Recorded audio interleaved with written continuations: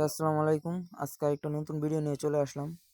তো এই যে এটা হচ্ছে আমাদের বাড়ি। তো বাড়িতে লোক আপনার টিয়ের মেঝে আপনার করলার চারা বাদি দিছিলাম। তো চারা পুড়ছে, দেখছেন কি সুন্দর।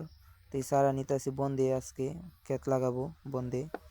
তো দেখেন বন্ধের কি সুন্দর পরিবেশ, মনোরম পরিবেশ।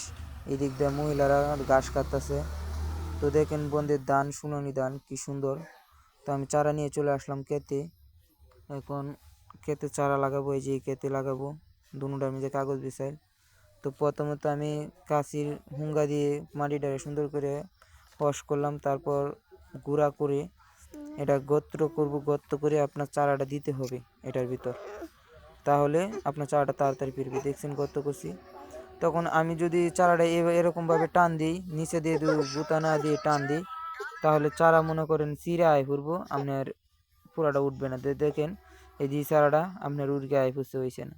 তো এখন আমি কাঠি দিয়ে একটা গুঁতা দিব নিচে দিয়ে, কাঠি দিয়ে গুঁতা দিলে সুন্দর করে চারাটা উঠে আসবে, চারাটার সমস্যা হবে না। তো যারা এরকমভাবে টিয়ের নিচে লাগাবেন, তারা গুঁতা দিয়ে সুন্দর করে চারাটা আপনি তুলবেন। গাদ্দিটা তুললে আপনার সমস্যা হবে না, চারাটা যেইবে। তো ভিডিওটা এ পর্যন্তই ছিল। এ পর্যন্তই। সবাই লাইক শেয়ার করে দেবেন। ধন্যবাদ।